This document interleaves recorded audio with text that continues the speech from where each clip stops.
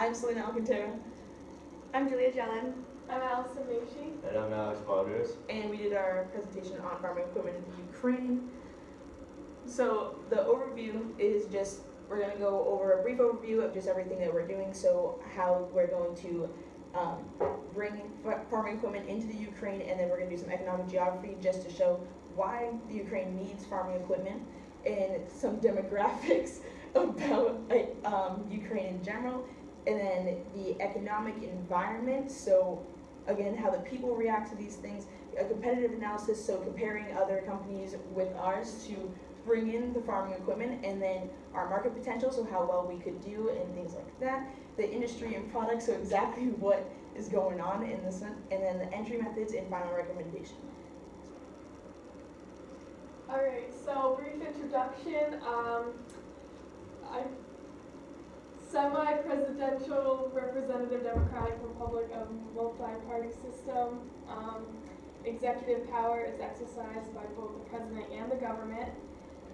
The political system is described as weak, fractured, highly personal, and ideologically fascist, and very hard to get anything done in Ukraine.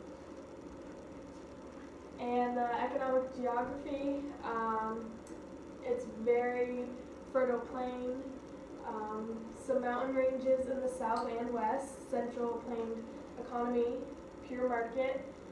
It's surrounded by several different countries, involved in 10 trade agreements, and it's on the Black Sea. So the demographics, the overall population is about 44 million people.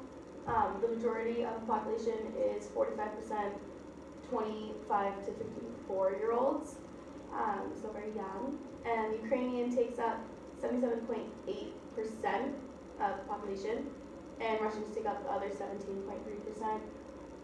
And their labor force is based on agriculture, services, and industry. And for the literacy dynamics of this country, 99.7% of people can read and write. And then the economic environment, the GDP of $370.8 billion. So there's negative 6.8% growth rate currently. There's a strong dependence on steel export as well as natural gas imports. There's room for fiscal expansion. There's a competitive advantage with steel and agriculture, and then a comparative advantage with oil and natural gas. And they receive $52.3 billion in imports, and then give out $52.2 billion in exports. And the exchange rate from the US dollar to the Ukrainian hryvnia,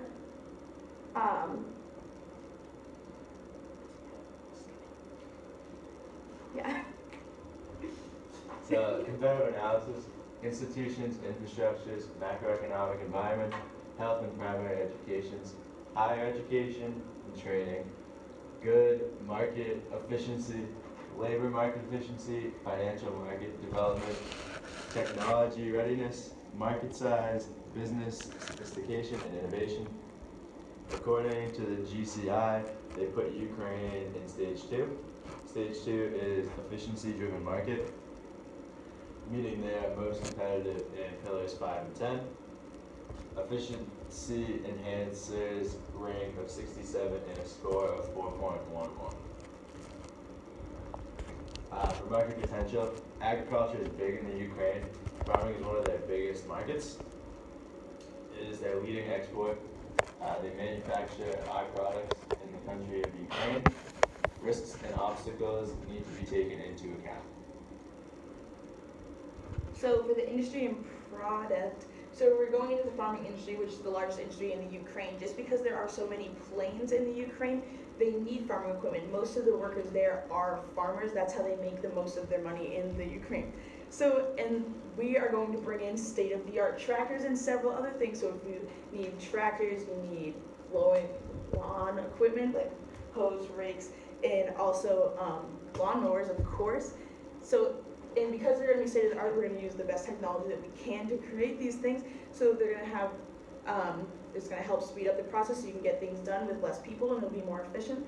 and then also it'll be affordable to everyone. So we're going to try to keep the prices low, just because, as previously mentioned, the Ukraine is generally poor compared to other countries, just because they have such a bad government system. So we're gonna try to do the best we can with the lowest prices that we can. So the entry methods that we're gonna use, there are 3 different ones that we can. So the 3 entry methods are importing a product to Ukraine, foreign direct investment, and produce and sell our products in Ukraine. So if we start with importing the product to Ukraine, that means we will start the company in the United States and just bring all the equipment over to the Ukraine and have it built there, or just assembled rather. And then if we have foreign direct investment, it means that we will be in the Ukraine, but we're getting the money from the United States, which is where our company will be based out of. But we'll sell most of our products in the Ukraine. And then finally, to produce and sell our product in Ukraine. So that means that we will have our company in the Ukraine, we'll be building them there and producing them there and selling them and everything. So that would mean that everything is just based in that country. So importing our products is an overall bad idea, just because we will not be able to get enough money from it, and there's tariffs and there's several other things that we just can't really control because of the government there. So foreign direct investment is a potential better idea, just because we are still building and everything over in the Ukraine, but we're getting the money from over here, which helps us gain more money, just because the United States is richer than the Ukraine.